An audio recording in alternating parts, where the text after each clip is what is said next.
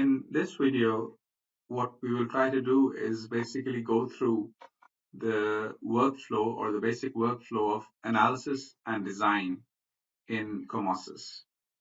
And we will go through the multiple steps of entering elements, creating the loads, creating load combinations, running the analysis, designing, and all that.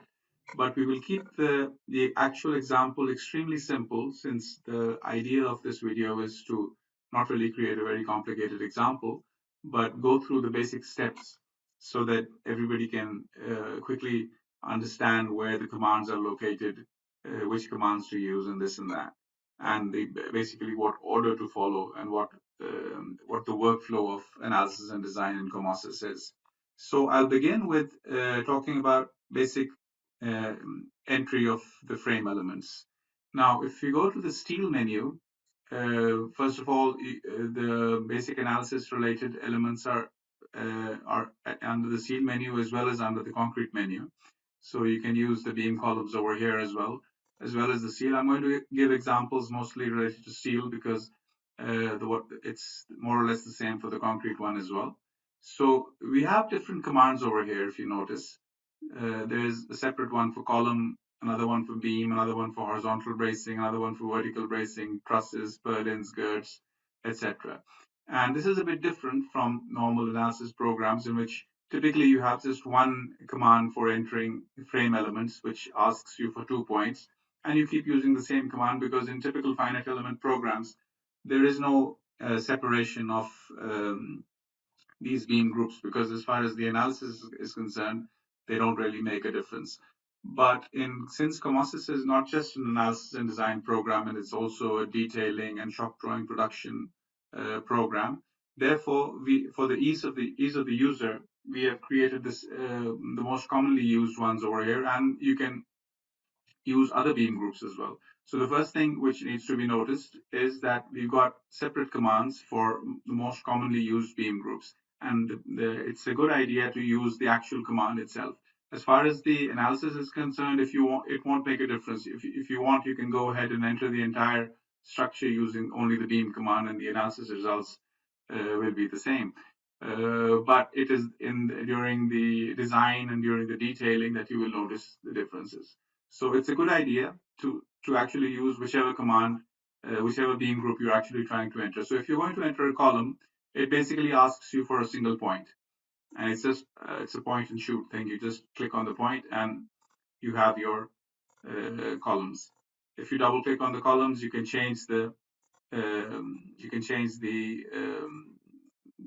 so this is the point which you clicked on, and how much below that point do you want the column to go, and how much above that point do you want the column to go, and what the profile is, and this and that. We won't go into all these details because these are covered elsewhere, since we're only going through the workflow over here.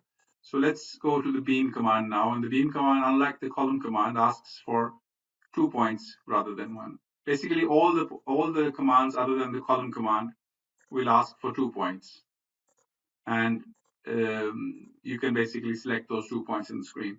Now, one thing I want to mention very quickly over here is that when you are entering frames, finite element frames, you will notice that you will not be able to snap to these points. And this is you can if you want to, and there's a way to do it, but we have purposefully limited the snaps only to the joints and to the endpoints, because when you're zoomed out, and since this is a detailing program as well, normally we can snap to all these points over here. But in a finite element program, when you're entering the finite element model, you don't want to snap to all those points. So by default, it will only snap to the points which are the actual finite element points. Now, as you're entering the elements, so let me continue by entering a few more beams. As you can see, it is snapping directly to the midpoints of the beams as well. But what I want to say right now is that as you will snap, you will see these nodes being created at the endpoints of members. And these nodes are either yellow in color or blue in color. And the difference between the two colors is basically this. A yellow node will tell you that this is none of the elements framing into this node is continuous. It's the endpoint of all the members. So there's this one, this column. All three are framing into the same node, but it is the endpoint of all three. None of them is continuous at that point. Whenever that is the case, the color of the node will be yellow. And when you double click the node, you can see the connectivity count over here. So the number of connected frames is 3, which means that 3 frames are connecting to this point. However, when you go to the blue ones, you will see that one of the elements connecting will be continuous, and everything else will not be continuous. It will be just basically they will be ending at that point. But there will be one which is continuous, and whenever that one is continuous, you will notice that node to be blue, and we call these blue nodes intermediate nodes in COMOSYS. So always make sure that your finite element model is correct when you're entering the model. So what you can do is you can press Alt D for the various draw modes, and you can see on the screen what the actual model looks like. And you will see that once again you're seeing the nodes, and you're also seeing these little green symbols over here.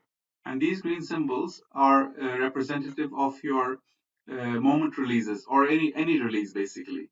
So they don't really tell you what release is present in. So this one is saying that this member has an end release at this point and another release at this point, but you don't know what those releases are. What you can do is you can double click on them, and you can go to your analysis, and you can see that the start has a M22 and M33 release, and the end also has an M22 and M33 release as well. It could have been an axial release. It could have been any one of these releases. The symbol would have remained the same.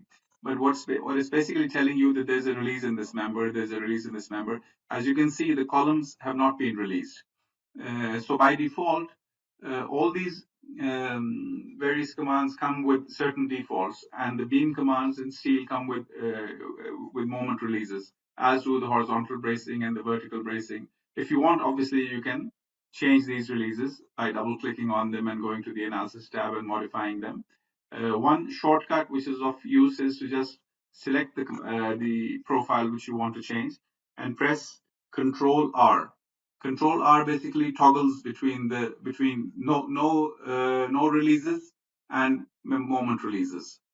So if this is the most commonly used release, these two moment releases in steel structures.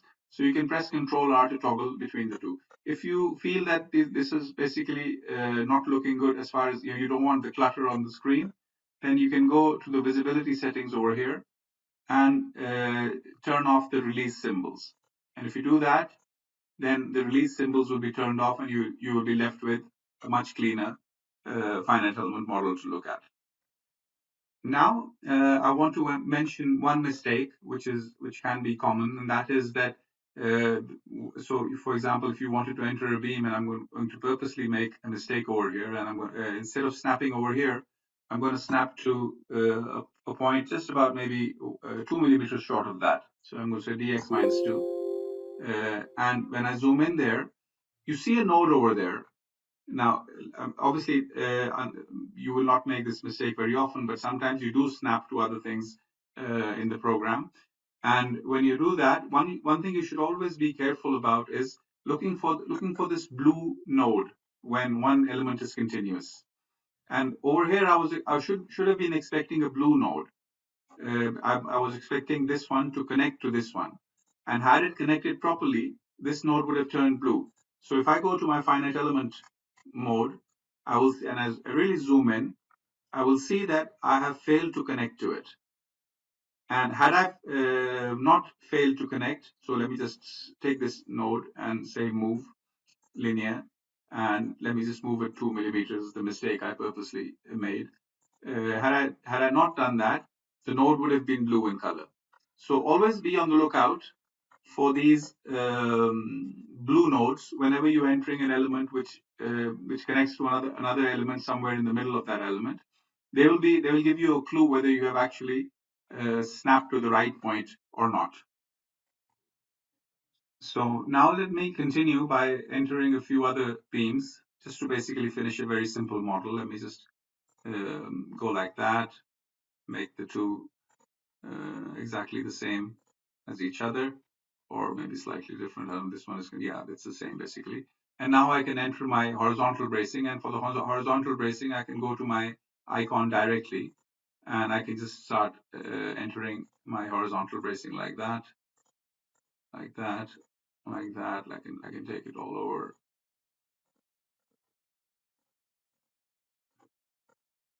like that. I can finish it off. I shouldn't worry too much about the orientation of these members right now, because first of all, their profiles will change continuously during the analysis and design. I can't just keep adjusting them every time the profile changes. And as we know that the analysis and design is basically an iterative procedure, in which we analyze and design again and again until we get to the final results. So don't worry at all about how they're located. When we get to the detailing part, then whoever is doing the detailing can sort it out, and we will discuss this in other videos about auto adjust and commands like that, which will help us do that. Now let's continue with the vertical bracing. So we have the vertical bracing command separately over here, and we can quickly enter a few vertical braces from there to there. From there, make sure you're snapping to the right point. That's one mistake which is commonly made. Always try to work in the relevant views. Right now, since I'm just showing you the basic flow, so I'm not really too worried about that. But what you should be worried about is ensuring that you always snap to a proper finite element point. That's the only thing which one needs to be careful about. Now, I'm going to enter some GERTs, and I'm going to enter them for the simple reason that I want to actually, we will load the GERTs later for the wind loading. So I'm going to go to my GERT command. There's no purlin in this particular model. So I'll just go to my GERT command, and I can enter the GERTs directly.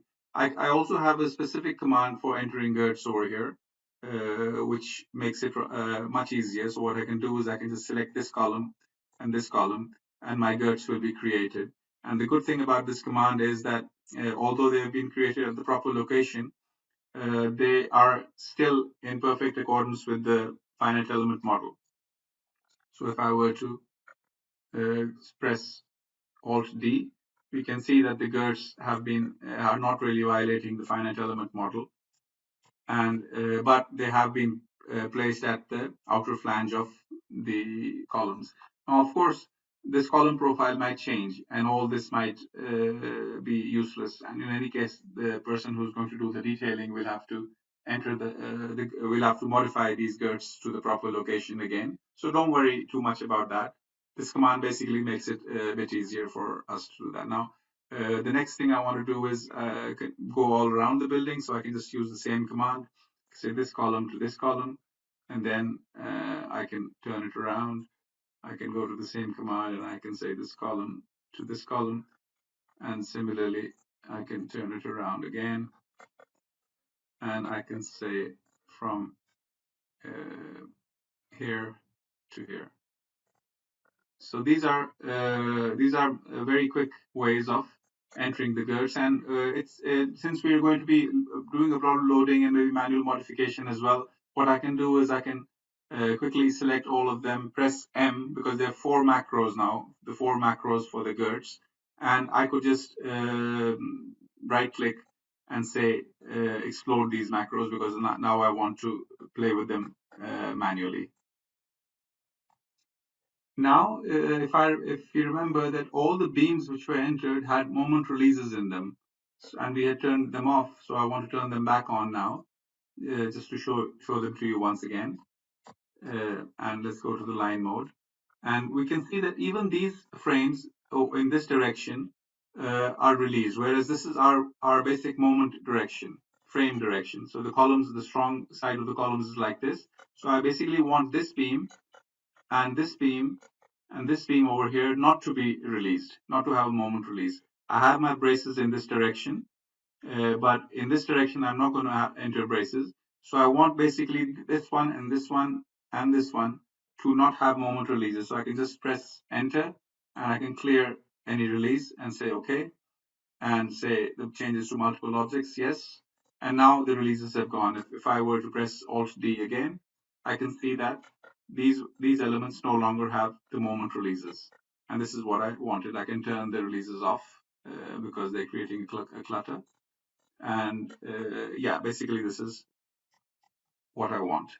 Now, the structures which I want to enter and go ahead with the analysis and design is more or less complete.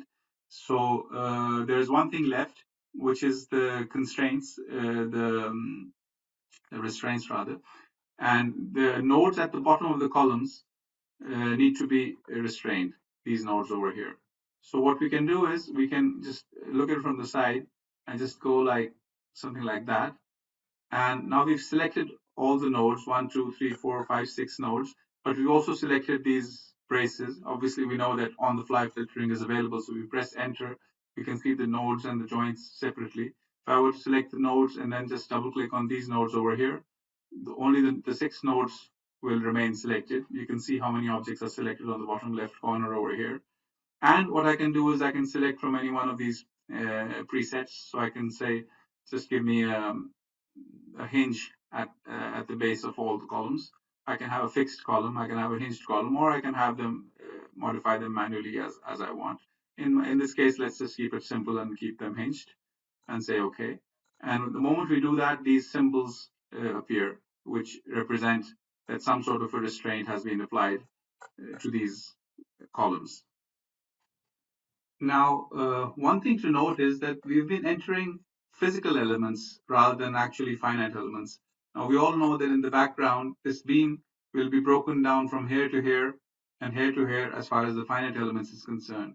But in COMOSYS, we don't enter the actual finite elements like that as a broken beam. We enter the physical element the way it will be detailed and manufactured and sent to the site.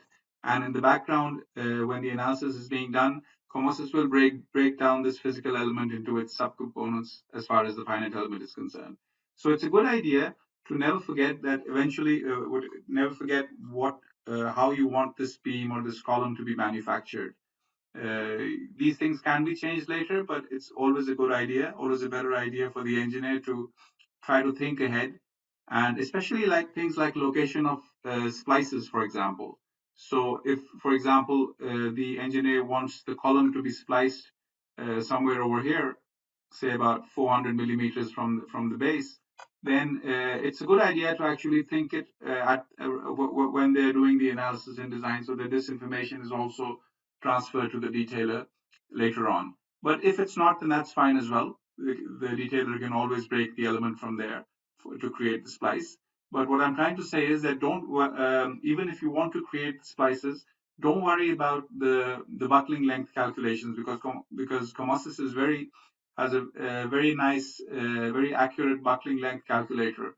And what it will, even if you have a splice over here and another splice over here, it will still find the full length of the physical element and do a lot more. And we'll get to that later. But the point I'm trying to make over here is that when you're entering the steelwork, try to look into the future, try to look at how the detailer will be detailing this model, and try to create the splices. Try to only enter physical elements, like I said. Don't break them down into the finite elements. Enter the physical elements from one point to the next, and that will be the best way of creating the model.